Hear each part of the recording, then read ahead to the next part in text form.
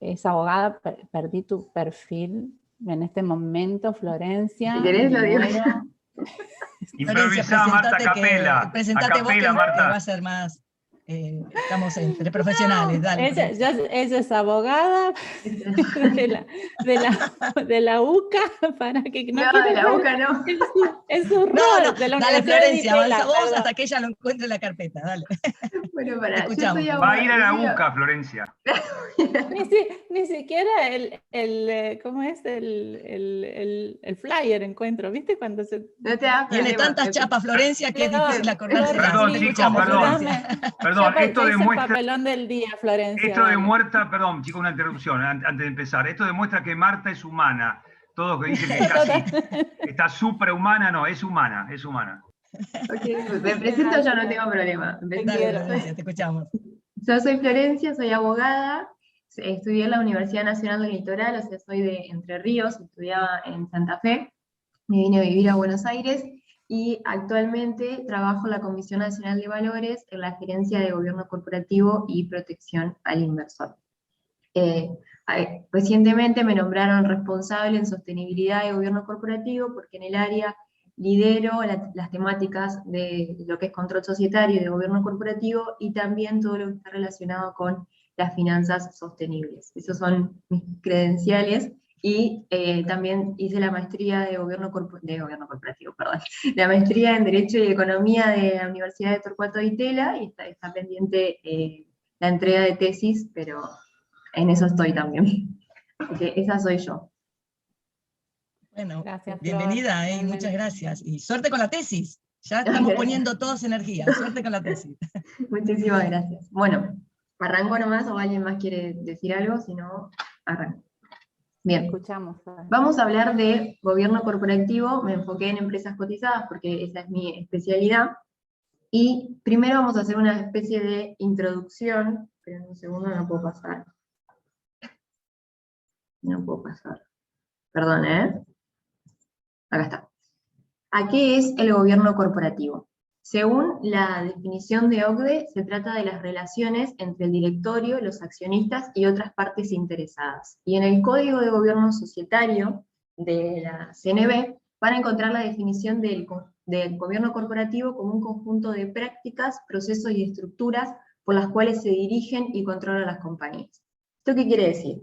Dentro de una compañía se dan diversos tipos de relaciones: la relación del directorio con los accionistas, la dirección del directorio con la gerencia, la relación de los accionistas minoritarios con los accionistas mayoritarios. Estas relaciones tienen algo en común, que es la simetría de información. Es decir, se caracterizan por ser relaciones de agencia, en donde una de las partes posee más información que la otra en virtud de la labor que cumple. En este caso, por ejemplo, pensemos en el accionista con el directorio. Hay una asimetría de información porque el directorio se encuentra en el día a día de la compañía, situación que el accionista no posee. En una relación de agencia hay un principal, que en este caso vamos a poner que es el accionista, y un agente que es el directorio o el órgano de administración. El principal tiene un objetivo que debe ser cumplido por el agente, y para eso se le retribuye con una remuneración, por ejemplo. Entonces, el problema de este tipo de relaciones, como decía, es la simetría de la información. La idea es que la gente cumpla con el objetivo del principal. Para eso hay distintos mecanismos. Un mecanismo es el mecanismo de control, ejercer un control sobre la gente, la divulgación de la información, controles de auditoría. También existen mecanismos de incentivos. Por ejemplo, un ejemplo clásico de incentivo para el agente, para el órgano de administración, por ejemplo, es el pago a los directivos en acciones. Esto que genera una alineación de objetivos entre el agente y el principal, entre el socio, entre los accionistas y los administradores. ¿Por qué? Porque si a la compañía le va bien y sube el valor de la acción, eso repercute en la remuneración del órgano de administración y, por supuesto, beneficia al accionista. Esto, si bien existe y es utilizado por las compañías, también ha sido objeto de críticas. ¿Por qué? Porque este tipo de incentivo crea un sesgo cortoplacista en las personas que se encuentran en el órgano de administración, porque tienden a elegir proyectos que tienen una rentabilidad en el corto plazo, pero no generan a largo plazo valor a la compañía. Un ejemplo es la elección de proyectos que generen rentabilidad, pero por ejemplo que contaminen o generen un daño ambiental. En el corto plazo generará rentabilidad, pero en el largo habrá demandas ambientales, caída de la reputación de la compañía, es decir, termina afectando el valor de largo plazo de la compañía. Entonces, estas relaciones, tanto del directorio como con los accionistas, el accionista minoritario con el mayoritario y la gerencia con el directorio, son el foco del gobierno corporativo, reducir esta asimetría de la información. El surgimiento del gobierno corporativo viene a mitigar este problema que se da en estas relaciones. Y otro foco del gobierno corporativo y de cómo se adopta en la práctica es el respeto hacia la autonomía de la voluntad de las organizaciones o de las entidades. Es decir, cuando vemos una práctica de gobierno corporativo, se inicia como eso, como una práctica, como una recomendación. ¿Por qué? Porque se respeta la autonomía de la voluntad de las compañías y que sean las propias fuerzas de mercado y las propias relaciones que acabamos de mencionar, las que generen la adopción de esa práctica. Sin perjuicio de que, como ustedes bien saben, hay prácticas de gobierno corporativo que se convirtieron en mandatorias. Un ejemplo clásico es la incorporación de directores independientes en el directorio. Antes era una práctica y hoy es mandatorio porque los reguladores lo exigen. Entonces, el foco está en mitigar la asimetría de información, pero al mismo tiempo respetar la autonomía de las entidades. ¿Por qué? Porque cada entidad va a poder aplicar una práctica de gobierno corporativo según su contexto, su forma, su composición, ¿sí? Entonces, es por eso que la modalidad del gobierno corporativo es con recomendaciones, prácticas recomendadas y principios. Y la forma de explicarlo es con cumpla o explique, es decir, no es mandatorio. La empresa puede cumplir o puede no cumplir y explicar por qué no cumple, y que su no cumplimiento se deba a su contexto, a su estructura, ¿sí? O puede no aplicar el principio y la práctica de gobierno corporativo, pero sí cumplir con la transparencia y mitigar esa asimetría de información, pero no de la manera que exige la recomendación. Es por esto que la herramienta del gobierno corporativo se presenta también como una forma educacional. Si vemos los principios de la OCDE, que ahora más adelante vamos a hablar, se muestran de una manera educativa, mostrando ejemplos, porque de eso se trata también el gobierno corporativo, de impulsar, de ser aspiracional y educativo. Se enmarca, acá puse soft law, se enmarcan en el soft law porque, como les decía, no es mandatorio, sino que es un derecho blando, se parte de recomendaciones o principios. Como les decía, los principios de gobierno corporativo de la OCDE, en este caso los 2015, que son la última actualización, son la hoja de ruta, por así decirlo, del gobierno corporativo. Estos principios fueron lanzados primeramente en 1999, y su foco estaba, como les comentaba, en la separación de la administración y la propiedad, en esta simetría de información que se genera, y se enfocaban en la gestión del directorio, en prácticas relacionadas sobre la gestión del directorio. Luego fueron revisados en 2004, y allí se incorporó el derecho de los accionistas, el trato igualitario de los accionistas, la transparencia, la divulgación de la información, y se incluye a las partes interesadas. La característica de las partes interesadas, que pueden ser los trabajadores, la comunidad, trabajadores, comunidad, proveedores, clientes, es que en los principios de 2004 se los manifestaba como eran partes interesadas aquellas que tenían un vínculo jurídico o contractual con la compañía, ¿sí? Y luego de la crisis del 2008 se detectaron debilidades del gobierno corporativo, en especial lo que era la información sobre la retribución de los accionistas, la falta de profesionalismo de los directores y la gestión de riesgos por parte del directorio.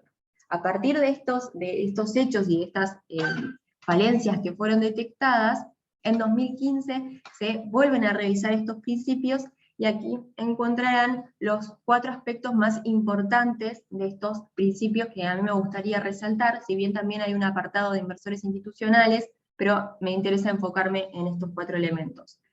Por un lado, los derechos de los accionistas, la participación de los accionistas en las decisiones de la compañía, ¿sí?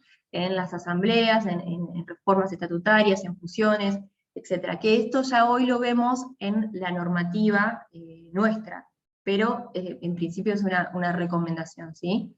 Y dentro de los principios de 2015, que es lo más interesante, ya se hablaba de la asamblea a distancia, de la posibilidad de permitir la participación de los accionistas por medios tecnológicos, o incluso lo que se llama el voto a distancia, la posibilidad de votar con anterioridad a la asamblea y enviarlo. Esta es una forma de ejercer un trato igualitario entre accionistas extranjeros y accionistas nacionales. Por ejemplo, uno de los ejemplos que dan los principios de la OCDE es que existen casos de compañías que exigen la presencialidad, entonces en las asambleas, esto termina siendo una restricción a los derechos de los accionistas, ni siquiera a los extranjeros, puede ser aquellos que se encuentren alejados, como podría suceder aquí en Argentina, una sociedad que tiene su sede social en Buenos Aires y exige la presencialidad, no le permitiría quizás a alguien que se encuentra en Mendoza participar de las decisiones de la compañía, ¿sí?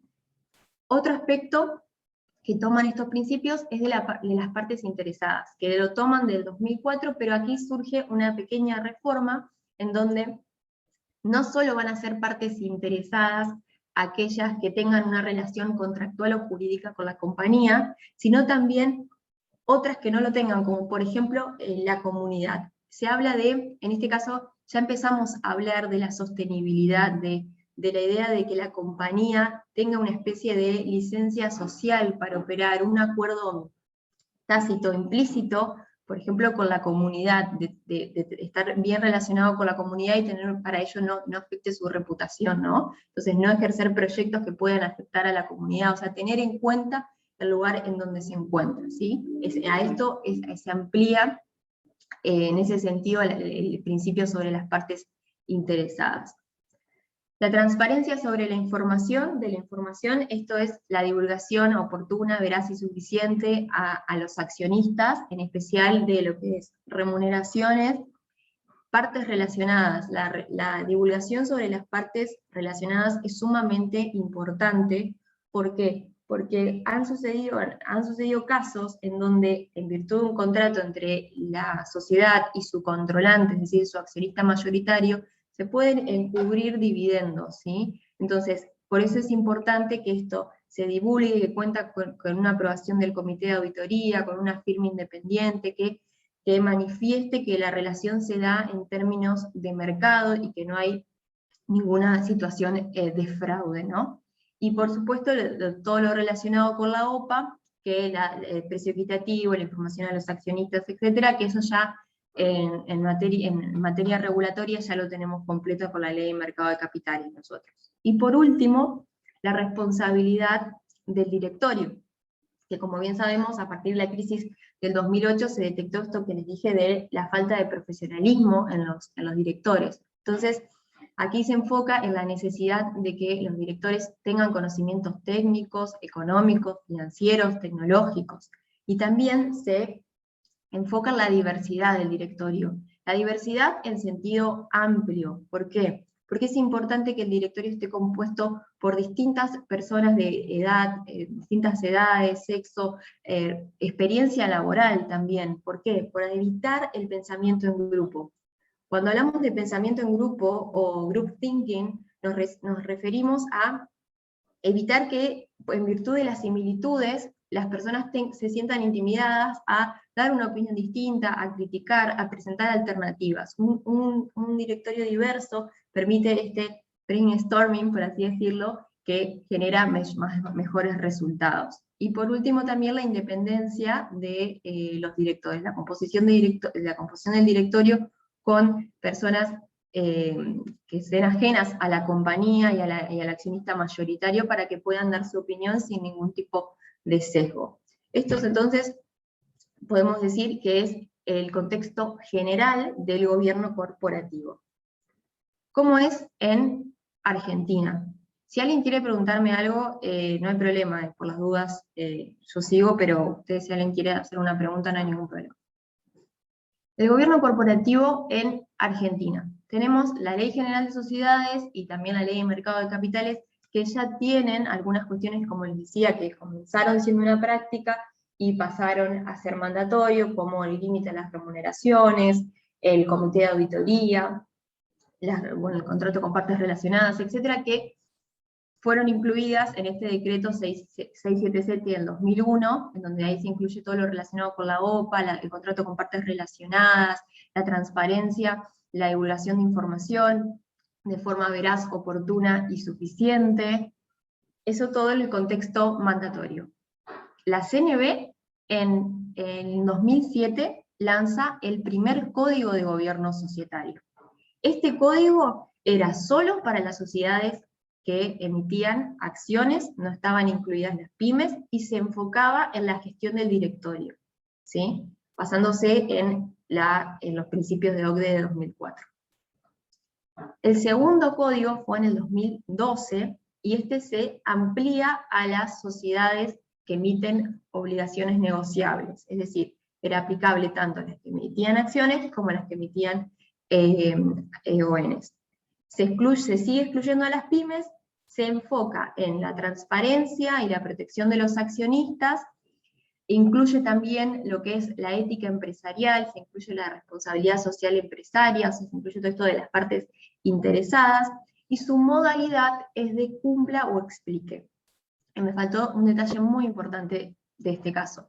El primer código era en formato reporte, es decir, la empresa debía reportar, o sea, responder a las preguntas y presentarlo en un formato de reporte. El segundo código es en formato de cuestionario, se modifica y es un cuestionario en donde la compañía respondía si cumplía o no cumplía con la práctica y si lo cumplía de forma total o parcial. Y en caso de no cumplirla o de cumplirla parcialmente, explicaba. Así, ese era el formato del segundo código. Y luego viene el último código que fue lanzado en 2019, en junio de 2019, a partir de la RG 797. ¿Cuáles son los factores que dan origen a este nuevo código y que llevan a la revisión de la CNB del último código? En primer lugar, obviamente, la revisión de los principios de OCDE de 2015, la importancia que empieza a tener la sustentabilidad en las empresas, la inclusión de los factores ambientales, sociales y de gobernanza en las decisiones tanto de inversión como de negocio, la importancia que se le daba en la agenda política, en la agenda nacional, al gobierno corporativo, la idea de mejorar la cultura organizacional de las compañías de oferta pública para atraer a nuevos inversores. Esos son los factores externos. Y como factores internos tenemos que el viejo código, el código de 2012, era excesivamente formal, no eran claras los principios y las recomendaciones, el formato de cuestionario derivaba en un tickboxing, era poco educativo y difícil de leer, y las respuestas eran de mala calidad, porque, por ejemplo, en la parte de política de dividendos, respondían cumplo con la ley, y no era la idea de que se conteste que cumplías con la ley, la idea es que la empresa dé una práctica de cómo cumple cómo transparenta esa información, ¿sí? Entonces, estas cuestiones eran las que se detectaron en el código de 2012 y que llevaron a la creación de este nuevo código. Este nuevo código también aplica a las sociedades por acciones, a las sociedades por ON, se excluyen las pymes, pero a diferencia de los anteriores, se las invita a participar, o sea, a realizar el reporte si así lo desean, para ir mejorando y perfeccionando su cultura organizacional. La característica principal de este código es que tiene un enfoque más bien educacional, tiene un lenguaje claro y didáctico, y se presenta en formato de reporte, ya no en formato de cuestionario, porque lo que se intenta evitar es esto del tick boxing y la idea de cumplimiento. Y otro aspecto muy importante de este código que se modifica es que ya no es la modalidad cumpla o explique. La modalidad es aplique o no explique. ¿Por qué? Porque está estructurado de la siguiente manera. Cuenta con principios, que son conceptos generales que subyacen a todo el gobierno corporativo, prácticas, que es una recomendación para cómo cumplir ese principio, que es considerada la mejor práctica, y una orientación que explica al principio y la práctica, ¿sí? Un ejemplo, para que puedan entender, por ejemplo, que el principio diga, la remuneración debe ser justa, equitativa y objetiva.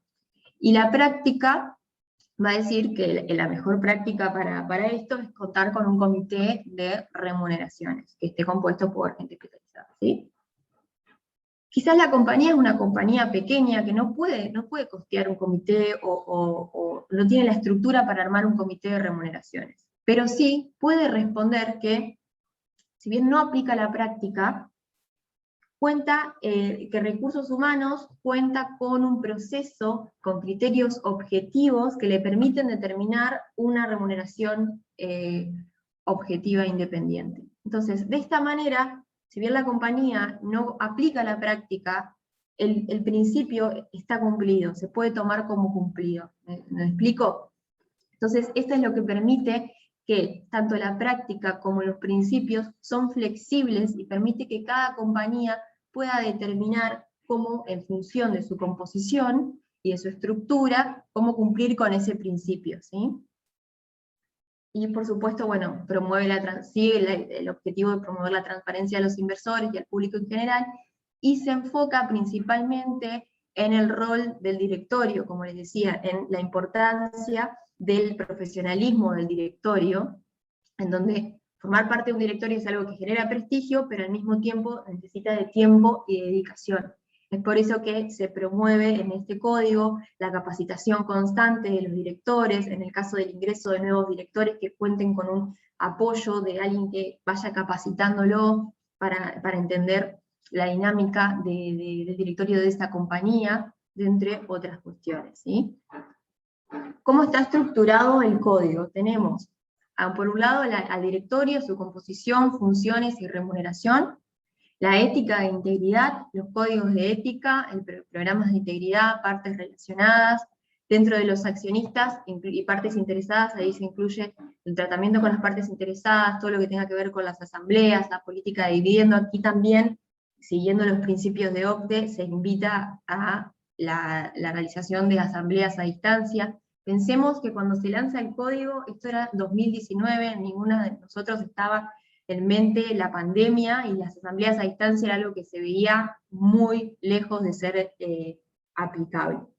Después voy a contarles sobre esto. Y por último, el ambiente de control, que es todo lo que tiene que ver con la gestión de riesgos, la auditoría externa, interna y externa, y el comité de auditoría. Dentro del ambiente de control lo van a encontrar en los principios 12 a 16. ¿Qué es el ambiente de control? Es los sistemas, los procesos que se utilizan para controlar la administración de la compañía. En este sentido, el principio dice, uno de los principios dice que el directorio monitorea y revisa la efectividad de la auditoría independiente y garantiza recursos para su plan anual de auditoría. Sobre este aspecto se aconseja la orientación que la auditoría interna posea un presupuesto autónomo que no dependa de la aprobación de la gerencia, que tenga la libertad de asistir a las distintas sucursales de la compañía para ejercer su control, que los auditores internos sean independientes y capacitados, que tengan conocimientos económicos, financieros, tecnológicos, y que tengan capacidad de identificar riesgos de fraude, que tengan un reglamento, se recomienda que tenga un reglamento de auditoría interna y que sea aprobado por el comité, y por supuesto menciona que la auditoría interna es una generadora de valor porque mejora las operaciones de la compañía. Vamos a hablar ahora de otra práctica que también está en nuestro código, que es la diversidad y la composición de los directorios. Dentro de diversidad, como les dije, el código de la CNV lo realiza de forma amplia. Si bien refiere a la diversidad de género, pero refiere a una diversidad de forma amplia, como les decía, de sexo, edad, profesionalismo, etc. Y dentro de lo que es, respecto a la diversidad de género, lo que recomienda y propone la orientación es que la empresa cuente con mecanismos que permitan a las mujeres acceder a puestos de decisión, ya sea a la presidencia o a presidencias de comités, y obviamente que la remuneración sea equitativa en función de la paridad de género. Son recomendaciones que se dan en torno a la composición diversa del directorio, ¿sí? De aquí me pareció importante ver cómo los distintos reguladores fueron adoptando la temática de la diversidad de género en particular, por los 3 reguladores de las sociedades. Tenemos a la CNV, como les dije, con este nuevo código que habla de una composición diversa y de la remuneración objetiva e independiente con equidad de género. El año pasado, el Banco Central reformó sus lineamientos de gobierno societario, que podría ser la especie de paralelo con el Código de Gobierno Societario de la CNV para las entidades bancarias, e incluye que se considera como una buena práctica que el directorio se conforme observando la paridad de género. Y la IGJ, el año pasado también, exigió la paridad de género para determinadas sociedades, es decir, que los directorios estén compuestos por igual cantidad de hombres y mujeres, que se aplica para asociaciones, fundaciones y las empresas del 299, excepto las sociedades que hacen oferta pública de sus acciones, que tengan un capital superior a 50 millones y que sean sociedades unipersonales. Ahora bien, esta normativa que parece fuerte, por así decirlo, porque exige la paridad en el directorio, pareciera introducirse en la autonomía de la voluntad de las empresas, en realidad cuenta con una excepción que puede ser parcial, total, transitoria o permanente, y que será atendible a cuestiones, a circunstancias extraordinarias y objetivas. O sea que existe una excepción a esa exigencia. Volvemos al código. Ahora sí, lo que vamos a ver ahora es cómo la CNV monitorea este nuevo código, ¿sí? Primero se realiza un sorteo limitado de compañías para realizar el seguimiento por 3 ejercicios seguidos. Perdón, Florencia, Sí. te hago una pregunta Sí. en este momento, porque lo tenía la duda desde antes, pero justo que vas a empezar con monitoreo. Dale. ¿El código es de cumplimiento obligatorio? Sí, las compañías, así. eso me faltó, perdón. Las compañías Salvo lo que tienen son las presentarlo. pymes que son invitadas, para las Exacto. otras, ok. Tienen que presentarlo, me olvidé decir esa parte, perdón. Tienen que presentarse junto con la memoria anual este informe. En forma anual, claro, en forma anual. anual. Con los estados contables anuales se presenta el código. Bien. Y se responde por el ejercicio que se encuentra. Que finalizó. Exacto. Bien, gracias. No, nada. Perdón, yo que me olvidé de esa parte.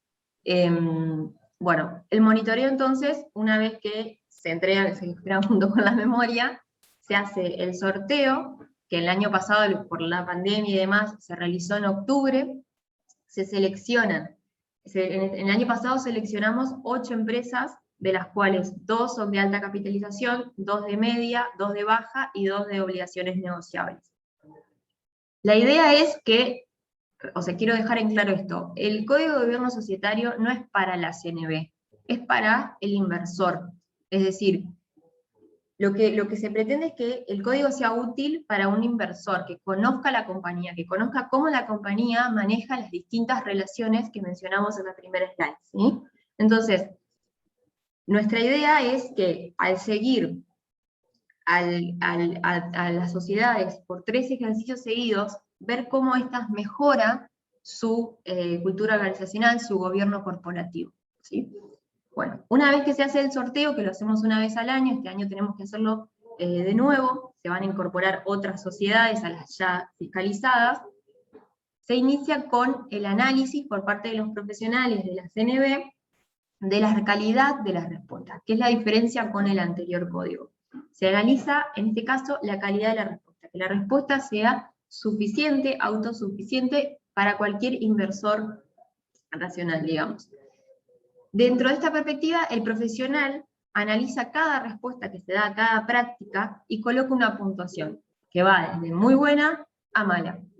Muy buena es una respuesta que es autosuficiente y que no requiere de mejoras, de respuestas que son detalladas, que no requieren ninguna mejoría. Ya regular y mala son respuestas que el profesional va a brindar un consejo, en virtud de lo que lee, una sugerencia para su mejora. Por ejemplo, en la práctica de diversidad, en la práctica de composición diversa de los directorios, ahí las compañías, por ejemplo, contestan sí, tenemos un directorio diverso, compuesto por personas de diferentes edades, bla, bla, bla, pero no ahondan sobre cómo son sus procesos para, por ejemplo, que las mujeres accedan a puestos de decisión. Entonces, esa respuesta podrá ser considerada buena o regular, y el profesional invitará a la compañía a que explaye sobre estos motivos. O si no los tiene, ¿por qué no los tiene? ¿Sí? Respecto, bueno, una vez finalizado el análisis, se le comunica a la emisora, en realidad se le envía el reporte que hacemos los profesionales, y estos son de carácter no vinculante. La compañía puede tomar o no la sugerencia realizada por el profesional, porque recordemos que todo en norma de recomendación, y ahí inicia de vuelta el proceso de monitoreo al año siguiente de la compañía, revisando lo que se sugirió y si hubo o no alguna mejora.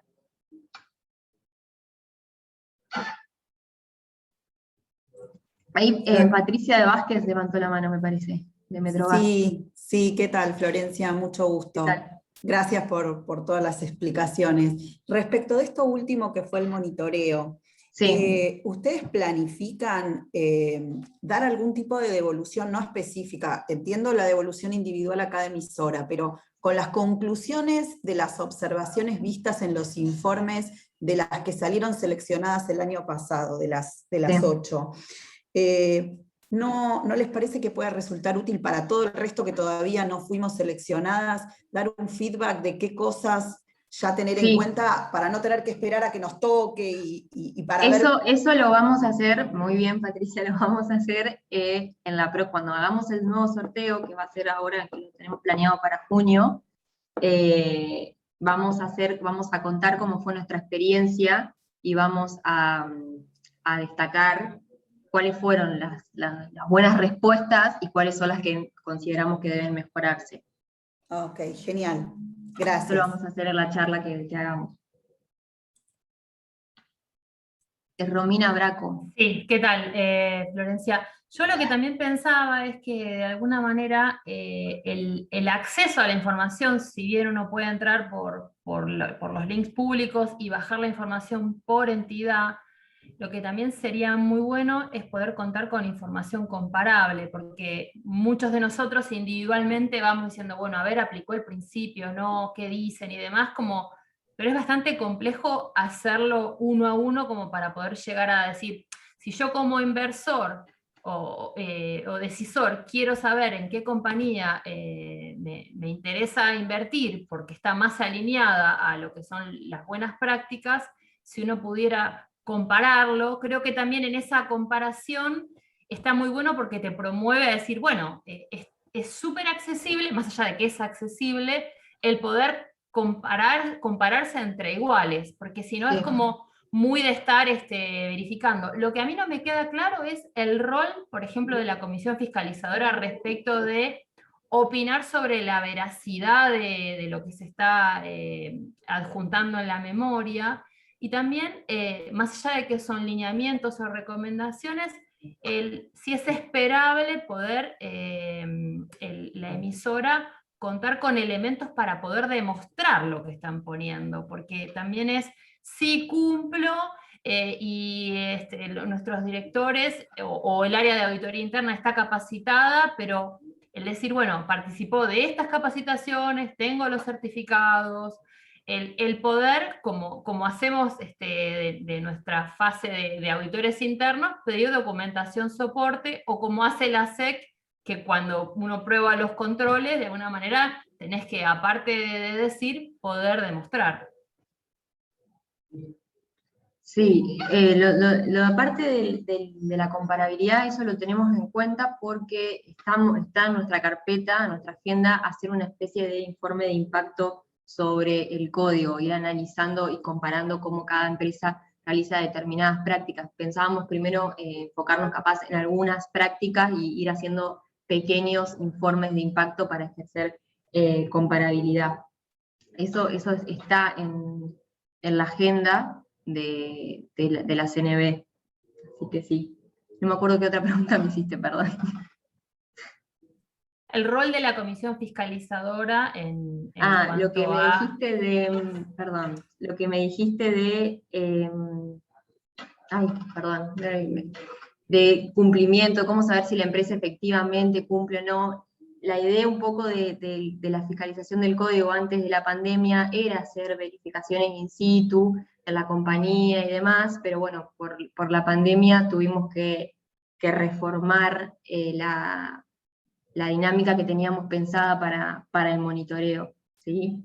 Y el rol de la comisión fiscalizadora es el fin de, como se fiscaliza, por ejemplo, también que ponemos en la resolución de la asamblea a distancia, es una especie de garantía, de certificación que nos brinda también a nosotros que la comisión fiscalizadora ejerció su control de fiscalización, es como una garantía más para CNB del rol fiscalizador.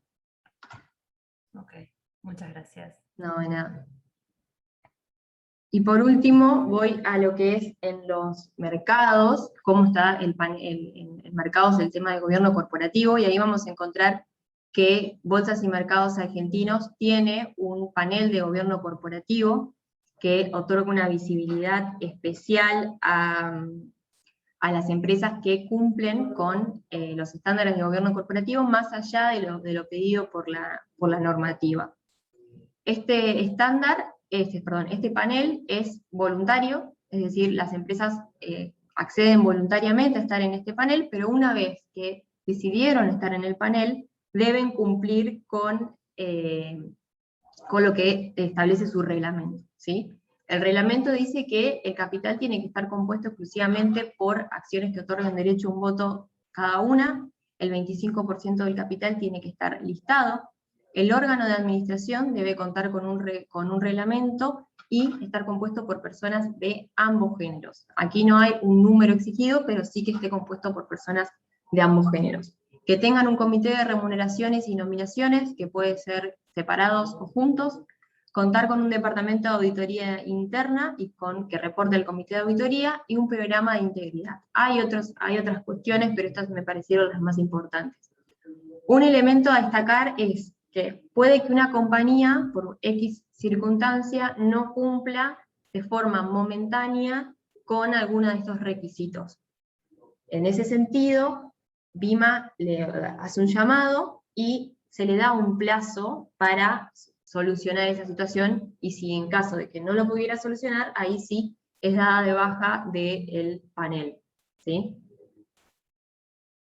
Y ahora, el último tema para tocar es, cuando hablamos les comenté de los principios de la OCDE, y de la participación de los accionistas, y de la importancia de las asambleas a distancias, y el voto a distancia también, me parece importante remarcar todo lo que sucedió el año pasado respecto a las asambleas a distancia.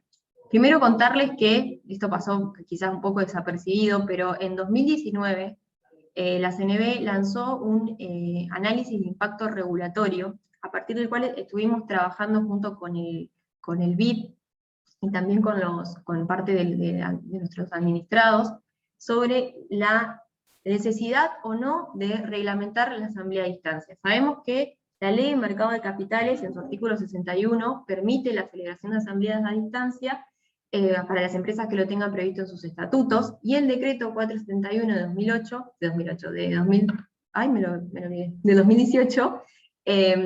permite reglamenta lo que sería la asamblea a distancia.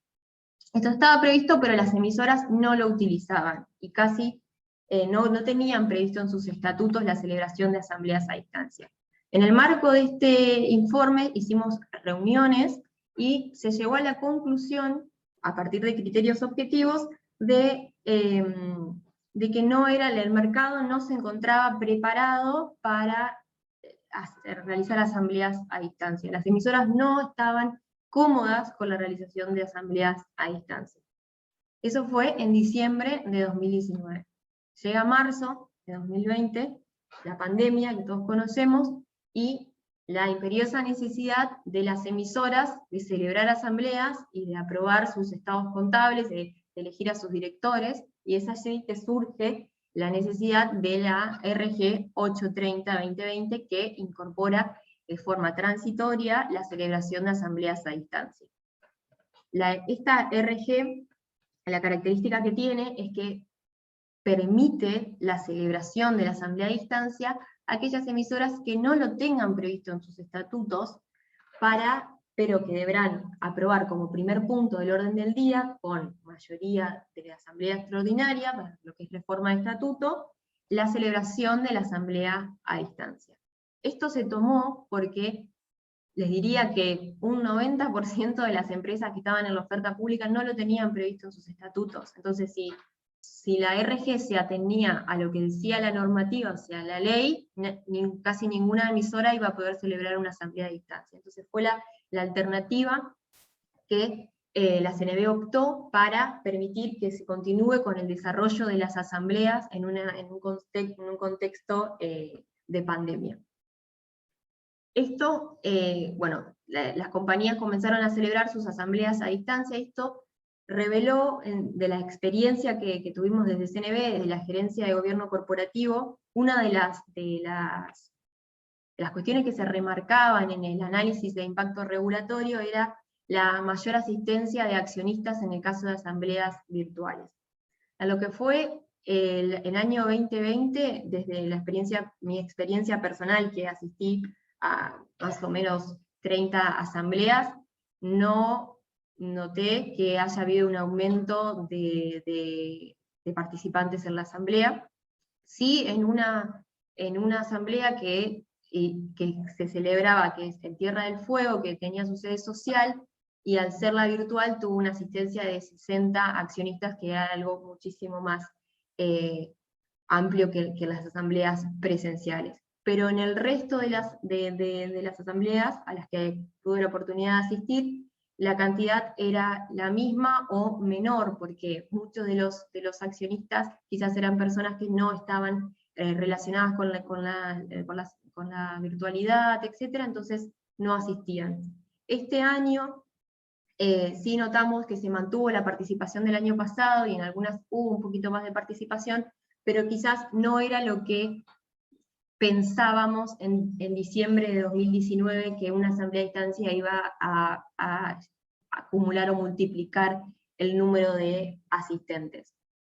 Y a partir de nuestra experiencia, como les comentaba hoy al principio, antes de que comience la reunión, desde la óptica de la fiscalización, fue mucho más efectivo para CNB la asamblea a distancia, porque permitió que asistiéramos a un mayor número de asambleas a lo que veníamos asistiendo en carácter de presencialidad. Como ustedes saben, en abril, como cierran los estados contables en diciembre, se celebran casi la mayoría de las asambleas se celebran en esa fecha, y la diferencia entre una y otra por lo general es de 1 hora.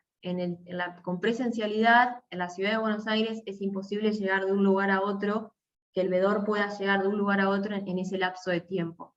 Pero con la virtualidad sí nos permitió acudir a la mayor cantidad de asambleas a partir de la virtualidad. O sea, desde la óptica de la CNB, sí, en términos de eficiencia de Contralor, la asamblea a distancia fue un aspecto positivo. Ahora, en estos momentos, nos encontramos trabajando a partir de la experiencia que tuvimos con la RG 830, de todo el año pasado, y parte de este, en una reglamentación definitiva de la asamblea a distancia, porque hicimos una encuesta al mercado, en virtud cuando hicimos el sorteo del Código de Gobierno Societario, enviamos una encuesta a los participantes para que nos cuenten cómo había sido su experiencia con la asamblea a distancia, si pensaban seguir continuando a celebrar asambleas a distancia en el caso que la pandemia no estuviera más, qué sugerencias podían darles a la RG 830, recibimos una respuesta favorable, la mayoría de las emisoras contestaron que continuarían realizando asambleas a distancia, e hicieron algunas sugerencias a la RG 830. En ese marco es que estamos trabajando en una reglamentación definitiva, donde la idea es homogeneizar la regulación y reglamentar también lo que son las asambleas de tenedores de obligaciones negociables, las asambleas de los tenedores de valores fiduciarios y de cuotapartistas, o sea, ejercer como una homogenización sobre esa temática, si bien hoy todo se aplica en la RG 830, que eso quede escrito, digamos, en la normativa de la CNB. También permitir la celebración de reuniones a distancia de la comisión fiscalizadora, por ejemplo, como también permitir regular también la cuestión de los efectos técnicos que puedan surgir, cómo la empresa podría solucionarlo. También estamos pensando en el tema de la firma del registro de asistencia, que el presidente junto con el síndico o el presidente pueda firmar en representación de aquellos que asisten virtualmente. También queremos regular la asamblea mixta, es decir, la posibilidad de que pueda celebrarse de forma virtual y presencial al mismo tiempo. Todas esas cuestiones son las que estamos trabajando hoy para receptar esto de la RG 830 y también cumplir como les decía hoy, de la recomendación de OCDE de habilitar las asambleas a distancia para la participación de los accionistas. Eso es todo. Interesantísimo, Florencia. Sobre todo lo último que mencionaste en cuanto al feedback de las sociedades monitoreadas y las propuestas, ¿no? Sí. El sistema híbrido, el esquema híbrido hacia donde está tendiendo a ir todo toda la organización laboral y que el esquema regulatorio se adapte. Realmente muy útil tu información. En el chat está escribiendo, Julio está diciendo excelente exposición, cuánta información. Sí, la verdad es que trajiste muchísimo. Y, bueno, me alegro que les haya gustado. Es una experiencia. Tener la información de buena mano nos viene muy bien. No sé si alguien quiere hacer algunas preguntas que hayan esperado desde los participantes. Si no, seguimos charlando, haciendo preguntas. Francisco levantó la mano. Francisco. Buen día, Florencia, muchas gracias. La verdad que es muy clara la exposición y la charla. Y en todo tu recorrido muchas veces señalabas el tema de responsabilidades, y puede ser lo que es actitudes de los miembros de un órgano de administración, con el tema del prestigio y todo lo que gira alrededor del desempeño en cuanto a retribución, horarios y esos aspectos. Me interesaba conocer tu visión también un poco sobre un grado más de detalle sobre eso, y en particular porque hace poco CNB hizo pública en su página una sanción a una entidad, haciendo especial hincapié en responsabilidad de los miembros del órgano de administración, pero como un apartamiento de las responsabilidades del artículo 59 de la Ley de Sociedades, ¿no? Es decir, el buen hombre de negocio. Concepto que a veces es medio amplio, y encuadrarlo en una actividad, por ahí está más asociado a eso, a una cuestión de integridad ética y ética, que no necesariamente lo cubre quizás una capacitación o una transparencia en la designación de los honorarios. Me parece que puede ser algo más desgranulado, algo más a detalle, y por eso también me interesaba tu visión sobre eso. En cuanto, no sé si terminé de entender la pregunta, pero en cuanto al control sobre la responsabilidad de los directores, ¿a eso te referís? Claro. Y el Mirá, juego que hace con la Ley de Sociedades en el artículo 59. Sí, nosotros desde la óptica de gobierno corporativo, lo que yo puedo contarte de lo que hacemos nosotros, es cuando se detecta un incumplimiento o una irregularidad, lo que hacemos de gobierno corporativo es notificamos a investigaciones y eso después pasa a ser un proceso cerrado. O sea, por eso no puedo dar detalles sobre eso, pero lo que hacemos desde gobierno corporativo se detecta, se analiza y como que el profesional dictamina y se envía a investigaciones. Y ahí investigaciones hace su proceso y decide si se pone un sumario o una advertencia, una medida, y esa es nuestra función desde gobierno corporativo, ¿sí? Porque nosotros, la visión de la gerencia es la educación y fomento, obviamente que ejercemos la fiscalización, pero hasta el punto de detectar y enviar. No sé si me expliqué bien. Sí, sí, muy claro. Gracias.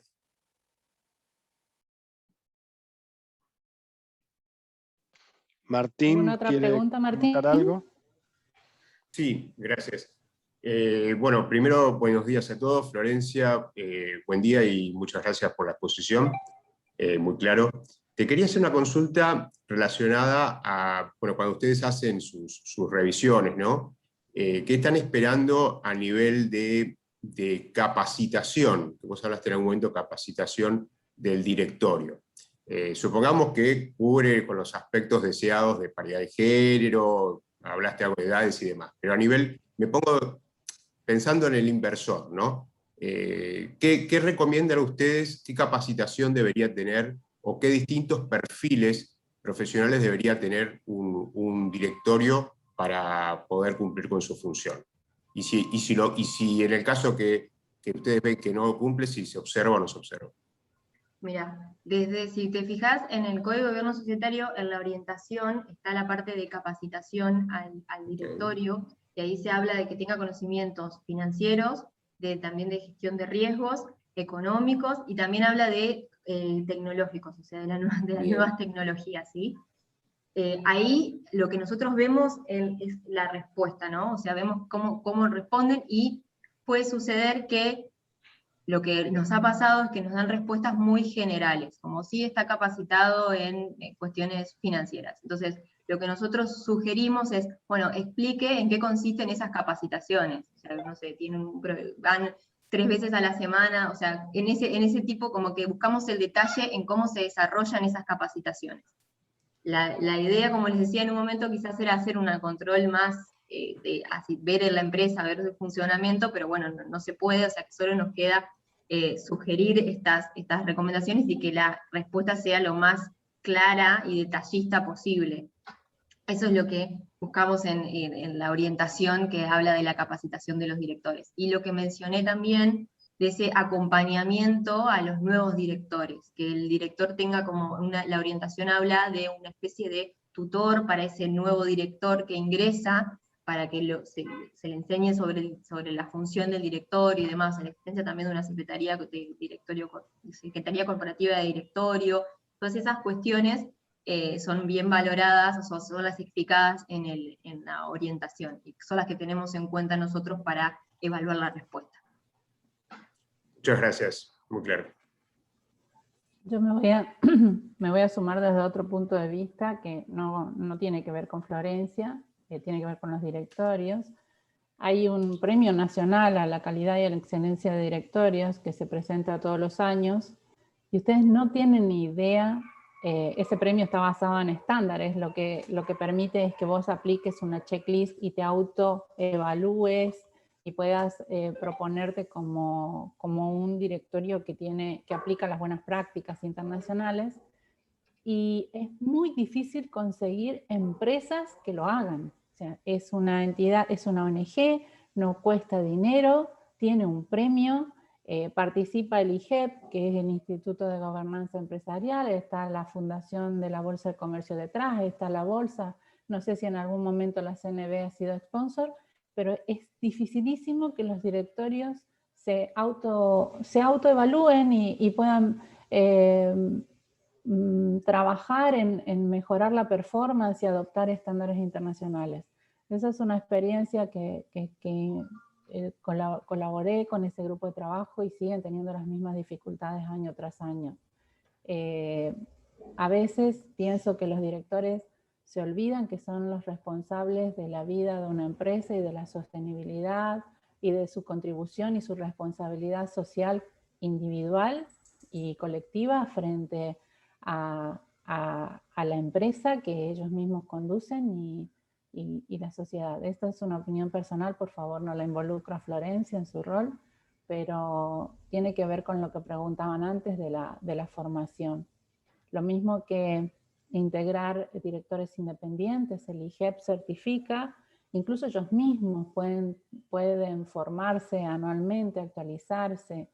Cuesta muchísimo, incluso desde auditoría interna o desde compliance, a veces en las empresas, tener certificados de formación o de capacitación, actualización de los directores para poder informar a los entes de reguladores. La Superintendencia de Seguros, por ejemplo, te pide que actualices el perfil te pidió al momento de entrar la 1119, no sé cómo estará ahora, pero costaba mucho tener ese tipo de información. Es como que los directores participan en muchos directorios, tienen una visión interrelacionada de diferentes negocios y empresas, pero la verdad, sumo a esto que es mi opinión personal, sumo una presentación que hizo el Banco Central hace muy poco con relación a la concientización en directorios de los riesgos informáticos. Vos hablaste recién, Florencia, de eso, y el Banco Central hizo una exposición y especificó que los directorios no tienen una acabada concientización sobre los riesgos tecnológicos de sus empresas, no hacen inversión de consecuencia, y bueno, vemos diariamente que cada vez los targets, los objetivos de esos ataques son cada vez mayores, como pasó la semana pasada con el oleoducto en América. Y acá también lo que pasa es que no tenemos una obligación legal de que las empresas declaren esos ataques, entonces no nos enteramos porque lo dejan debajo de la alfombra. Aquellas que trabajan en Europa sí tienen la obligación de declararlo. Y también eso, al autodeclarar un ataque se te revela también la responsabilidad de ver qué haces, por lo menos de ahí en más, ¿no? Pero bueno, nada, quería sacarte de la CNB con esa responsabilidad, pero es muy poco lo que se percibe fuera que los directorios, no digo que no lo hagan porque no les interese, sino porque es muy grande el gap también de la velocidad que lleva la tecnología y la tecnología que incorporan en el negocio con relación a cómo gobierno esa tecnología y cómo monitoreo ese negocio. O sea, tampoco quiero ser déspota en decir que no les interesa, no. También hay un gap importante, aún en aquellos directorios que se interesan, que se involucran en mantener las competencias bien altas, el gap es muy alto, también entre nosotros. El gap nuestro en la administración y utilización de tecnología para cumplir con nuestros roles versus la tecnología que adoptan todas las empresas para la venta, para el servicio. Entonces, así que no quiero ser solo crítica con los directorios, también con los roles de control, de cumplimiento, pero nada, quería darles esa visión de que existe un premio nacional a la calidad de directores y a veces cuesta conseguir postulantes. Julio. Marta, quería decir, perdón la interrupción, quería que justamente si me podías repetir lo del premio, dónde ubicarlo para bucear un poquito ahí. No tenía idea yo. Ahora mientras Flor nos responde otra pregunta, yo te busco el link y lo pego en el chat. Sí. Muchas gracias, Marta. Patricia, ¿querías preguntarnos algo también? Sí, quería preguntarle a Florencia si ella ve alguna evolución genuina en las prácticas de gobierno corporativo de las compañías. Yo vengo siguiendo, digamos, mi propia compañía en las respuestas que da desde mi rol de compliance. Lo que trato de hacer es garantizar que se dé respuesta adecuada y transparente en ese reporte anual. Pero más allá de eso, lo que no veo es un esfuerzo por mejorar y acercarse a la práctica. No veo que el directorio esté percibiendo que en el mejoramiento de la práctica y en lo que se transmite al mercado como mejoramiento de una X práctica de las recomendadas, eso tenga un genuino impacto positivo en algo, desde el punto de vista del inversor. Yo no sé cómo es en el genérico, por ahí yo lo vengo siguiendo desde que arrancó la primera resolución que era formato reporte allá por el 2007. Pero de 2007 a ahora, 2021, quiero hacer un bullet de qué prácticas realmente se robustecieron y, digamos, encuentro poca evolución y me pregunto si en el genérico las compañías dicen, bueno, yo transparento lo que hago y ya, porque me piden que lo transparente, pero no veo que, no hago un esfuerzo por ir a un pasito más porque no veo que eso me retribuya en un beneficio concreto. Percepción absolutamente personal. No hablo en nombre de mi empresa.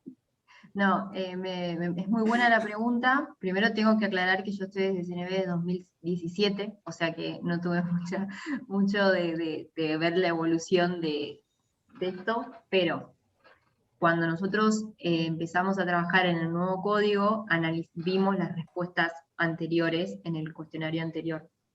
Y yo por lo menos en las empresas que me tocó fiscalizar a mí, sí noté una mejora en las respuestas y en la transparencia en que se daba. Ahora bien, yo creo, desde mi opinión personal, que todavía es muy pronto para que yo pueda decir si hay o no una mejora con este nuevo código. La idea de este nuevo código supuestamente es que sea aspiracional y que este seguimiento a una misma compañía es tratar de ver la mejora y por eso las sugerencias del profesional. Todavía no iniciamos, ahora estamos iniciando la segunda revisión de los que ya revisamos el año pasado, y ahí vamos a poder tener una visión más de si se mejoró o no, si tomaron las recomendaciones que realizó la CNV, y o sea, como que siento que todavía es muy pronto para que yo te pueda dar el impacto de este nuevo código, por ejemplo, porque del viejo, la verdad que soy sincera, no llegué a revisar mucho porque entré hace poco, en ese momento, y solo revisé algunos puntuales para analizar el nuevo código. Entonces no podía darte una respuesta, pero creo que es muy pronto para decir si el efecto buscado por el nuevo código está haciendo efecto, básicamente. Y ya que te tengo, ¿puedo hacerte otra cortita? Bueno, te hace que cobrar ya, ¿no? ¿Tienen hecho algún análisis por grupo de empresas? Y acá te comparo lo que es una empresa genuinamente abierta y lo que es una empresa que tiene un porcentaje menor de floating, y en este grupo las que tienen control mayoritario del Estado. Digo, la formación de directorios o nombramiento de autoridades en ese tipo de empresas es un proceso bastante politizado, sí, y complica a los fines de justamente querer impulsar buenas prácticas de gobierno corporativo. Entonces, ¿tienen hecho algún análisis? Decir, bueno, ¿cómo estamos flojos de papeles en el genérico, no en el individual, con este grupo de empresas, por esta, digo, porque atenta contra lo que se busca? Sí, o sea, entiendo, no tenemos hecho ese análisis, pero es nuestra práctica, está en nuestra agenda también hacer un análisis específico, por ejemplo, de la práctica de la composición del directorio, o sea, analizar solamente cómo se aplica esa práctica. Lo que vos decís es cierto, justamente en algunas de las empresas en las que hay una participación estatal, da la casualidad que en la mayoría no hay mujeres en el directorio, por ejemplo, o solamente son suplentes. Entonces, es una contradicción que, por ejemplo, agarrá género, agarrá claro, capacitación, sí, y diversidad profesional. Claro. Eso es lo que, el género es lo más fácil de ver, porque ves la composición y te das cuenta, ¿no? En un caso que me pasó a mí de análisis con una empresa, decía, sí, tenemos un directorio diverso, bla, bla, bla, y voy a la nómina y tenía una directora suplente. Entonces, en mi observación, correctamente, por supuesto, pero decís tener un directorio diverso, pero sin embargo no es tan diverso como lo postulás. Y hay que ver qué es lo que va a contestarme la compañía en este ejercicio, ¿no? Pero a tu respuesta, o sea, hoy por hoy no tenemos ese informe, pero sí está en nuestra agenda, digamos, de cosas para hacer desde el gobierno corporativo. Recordemos que este código inició en el 2019, pasó una pandemia, o sea, hay un montón, la CNV se tuvo que reinventar, o sea, piensen que el Estado se tuvo que reinventar a una situación de virtualidad. Fue un año complejo el año pasado, y recién ahora estamos volviendo a nuestro eje de dejar de atender las urgencias y empezar a ver qué es lo que podemos hacer para hacer estos reportes que estuvimos hablando y seguir mejorando la normativa también. Me encanta ese punto, Florencia. Gracias, Patricia, por la pregunta. Pero me encanta ese punto donde hablamos tanto de diversidad y se pone se regula todo para atender, y parece que vamos a tener que seguir esperando los 200 años que dice la ONU. Es terrible pensar que hoy el 50% de la humanidad se ha excluido por el otro 50% de la humanidad, hablando en términos de género. Pero es increíble, esto sucede, y vuelvo a lo que dijiste al inicio, que es tan fundamental, se me quedó ese concepto cuando nos hablamos por teléfono, Flor, el de group thinking, ¿no? Que los directorios se consolidan o se homologan a través del pensamiento grupal y se buscan en un sentido como para no tener discusiones, para resolver las cosas rápidos, para no interactuar con miradas diferentes, ¿no? Eso es lo que, no sé, lo que se percibe como que cuesta cambiar ese status quo. Totalmente, totalmente. Florencia, una pregunta, día. una pregunta cortita antes de Marina y de Romina. ¿Cuánto es el universo de compañías, digamos, que tienen acciones o obligaciones negociables? Por ende, ¿cuál es el universo de las que tienen la obligación de adoptar el código? ¿En el sentido de números te referís? Sí, ¿Cuántas? sí, 200 empresas, ¿cuánto? Acciones perdón, no lo tengo tanto presente, pero más o menos. Acciones son 90, de eso estoy segura, ¿no? 90 y pico.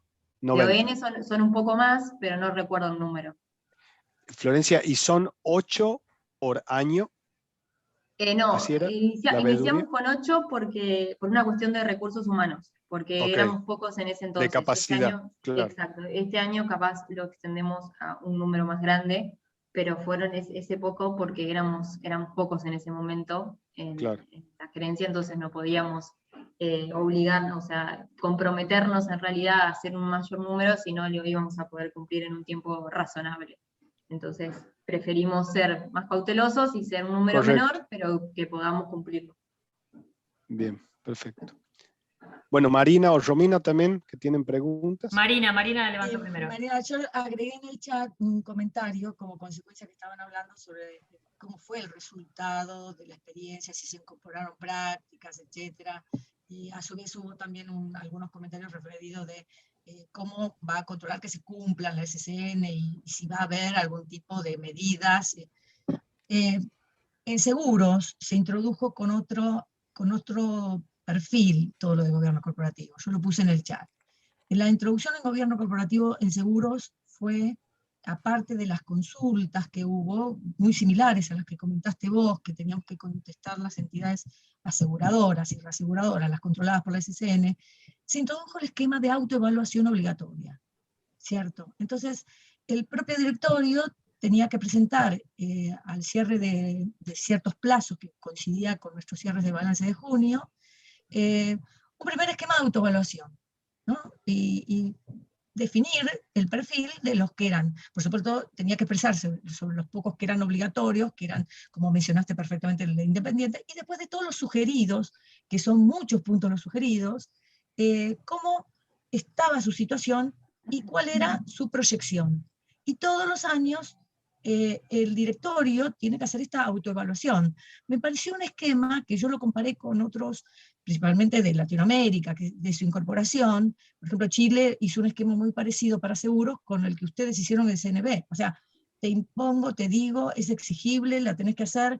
En cambio, esta nueva política, porque todos estamos aprendiendo también en la Argentina a introducir estas nuevas prácticas, y no me parece mal que las entidades se vayan adecuando. Primero, que nos marquen los entes de Contralor hacia dónde van, algunas cosas son obligatorias y otras que nos vayamos introduciendo. Y el segundo comentario que quería hacer es sobre la capacitación de directorios y de alta gerencia, que le llamamos, ¿no es cierto? Una buena práctica que yo desde auditoría interna de mi compañía la introduje fue, de la misma manera que tengo autoevaluaciones por e-learning que tengo que controlar como auditora, que el personal la realice, la hice extensiva a aquellas que son pertinentes, ni que hablar las obligatorias, ¿no? De antifraude, las capacitaciones de lavado. Lo hago, las obligatorias sí o sí va extensiva a todos los que son la alta gerencia y el directorio. Y de las otras, que no son de cumplimiento normativo, pero que son de alto interés que tiene la entidad en capacitar a su gente y que son pertinentes para también hacerlo extensivo. Indudablemente el e-learning facilita que funcionarios que están sumamente con sus agendas apretadas puedan hacerlo incluso en un entorno totalmente manejable en sus horarios, ¿no? Lo comento simplemente porque es como que todos le tenemos que ir encontrando la vuelta también a cómo acompañar, ¿no? Eso, creo que lo primero que tenemos que tener todos es voluntad de saber hacia dónde vamos e ir hacia eso, ¿no es cierto? Y creo que ese es el mensaje que quise transmitir ahora, con algún comentario de cómo uno le tiene que encontrar también la vuelta, ¿no? A esto, ¿no? No sé, perdonen que no fue una pregunta, porque, sino que más bien quise generar un valor agregado, ¿cierto? Porque en definitiva es un comité de trabajo, ¿no? Gracias, Marina, sí, es cierto, depende de nosotros también. Romina, ¿tenías otra pregunta? Sí, yo lo que quería preguntarte, Florencia, era, el año pasado hubo por sorteo el esquema de monitoreo de 8 entidades, como mencionabas, pero también la resolución te permite hacer ese control de manera unilateral de la CNB. Se hizo uso de esa facultad. El tema del sorteo, vos decís, o sea, por lo que recuerdo son 3 años de monitoreo, pero se van a ir incorporando nuevas sorteadas, o sea que va a haber un pool cada vez más grande. Exacto, esa es la idea. ¿Y discrecional el año pasado hubo seleccionada alguna entidad? Sí, hicimos discrecional 1 o 2 porque se fueron incorporando profesionales, entonces pudimos ampliar, pero fue, como decía, la gerencia sufrió modificaciones internas, entonces es como que se complicó bastante esa cuestión, pero sí, cumplimos con lo de las 8 e hicimos 1 o 2 para integrar a los nuevos profesionales con esta óptica del nuevo código, ¿sí? Pero la idea es empezar a usar cada vez más esa facultad, cada vez, como ahora aumentó el número de profesionales, de recursos humanos que tenemos, entonces, es decir, por eso la idea quizás es aumentar el número, ahora en esta nueva edición que vamos a tener en unos meses, en el mes que viene básicamente, y bueno, también usar esa facultad que tenemos. Okay. Y un a poco veces, también... por ejemplo, a veces no es que revisamos el código completo, sino que, por ejemplo, buscamos alguna práctica en particular, de una entidad que quizás no salió sorteada, pero sí empezamos a buscar alguna práctica en particular para el informe, ¿no? Que dentro del código se planteó, ya lo dejamos escrito en el código, que la idea de un informe de impacto que se va a realizar con universidades y la sociedad civil. Nosotros desde el año 2018 teníamos un grupo de trabajo en donde trabajábamos con universidades y emisoras también, y se generaban así reuniones como estas, en donde hablábamos de diferentes temáticas, y también surgían ideas para reformas normativas y demás. La idea era continuar con esos contactos que teníamos, y realizar este informe de impacto. Y un poco el tema de cómo es nuestra sociedad de, bueno, si no cumplo, tengo consecuencias. Claramente, la pregunta es, más allá de que el espíritu es educativo y que el inversor tenga mayor información como para poder tener una decisión más pensando en el largo plazo, ¿hay alguna situación donde si claramente en el monitoreo se dan cuenta de que la información no es real o no se cumple con la presentación del código como parte del anexo, pasa algo? ¿Hay alguna consecuencia, multa, algo como para...? Como les expliqué hoy al anterior señor, nosotros detectamos y la decisión de la sanción o advertencia o sumario pasa por investigaciones. O sea, nosotros podemos sugerir que se dé una advertencia, por ejemplo, pero la decisión final pasa por otra área. Nosotros detectamos, avisamos y pasa a investigaciones. Ok, y el último comentario en cuanto a pymes, porque también no es que es obligatoria la adopción por parte de las pymes, creo, esto también es una apreciación personal, si fuera factible tratar de dar una interpretación o un modelo simplificado o priorizado por áreas por donde arrancar, creo que también aportaría mucho a la sociedad en general el decir, bueno, ¿por dónde arranco? Porque obviamente el llevar adelante todos esos principios es bastante complejo para compañías de una estructura más chiquita. Y bueno, es súper interesante el que todos promovamos el cumplimiento y la adopción temprana de los principios. Bueno, Sí, muchísimas gracias, la verdad, espectacular tu exposición y súper clara, para no interrumpir de nuevo. Muchísimas gracias.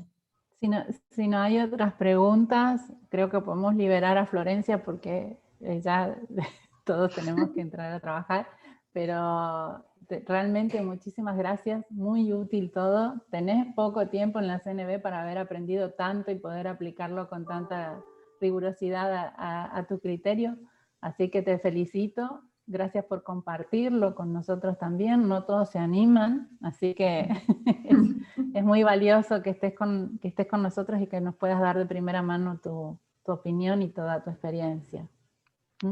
Bueno, muchísimas gracias a ustedes por invitarme, fue un placer, y nada, cualquier cosa tienen mi contacto, así que siéntanse libres de escribirme.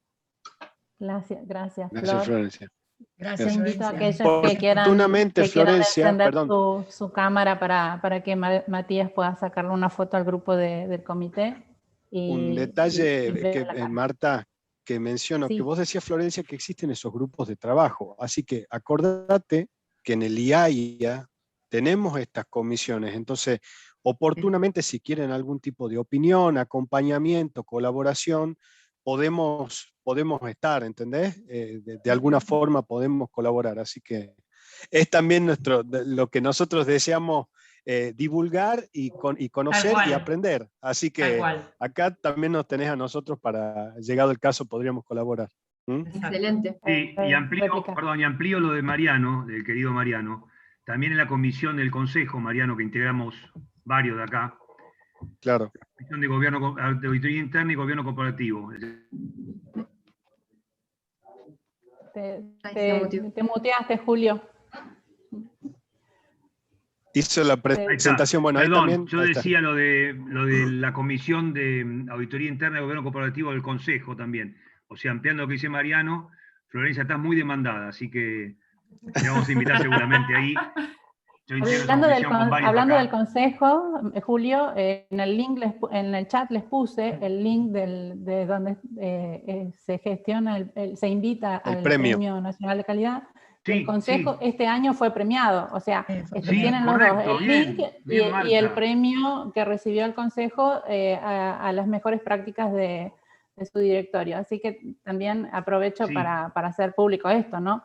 Lo puse en el link para quien lo pueda sacar. Y para aquellos que les interesa el tema, sí, lo vi, bueno. pero por ahí alguno está conectado desde el celular y no ve el chat, y querías decirles que cumplí con ponerle ahí el link del Premio Nacional de Calidad, y donde está la checklist, donde aunque no se presenten, pueden hacer un ejercicio de autoevaluación en el directorio y proponerlo como un juego en la compañía para ver en qué punto están y cómo están. Eso siempre sirve. Así que nada, sáquenlo de ahí. Felicitaciones al Consejo porque tenemos varios representantes aquí de comisiones del Consejo. Gracias. Bueno, Flor, nada. Bueno, muchísimas gracias. Bueno, gracias. Hasta la próxima entonces. Hasta la próxima. Bueno, gracias. Gracias. Esperamos más. Chao. Buen fin de semana a todos. Buen fin de semana a todos. Adiós. Igualmente, chao. Gracias a todos los chicos del IAIA, no sé quién está ahí detrás de cámara, que son tímidos. Si Matías y Lore deben estar, porque vi dos cuadritos así. Gracias, chicos. Gracias a todos. Abrazo.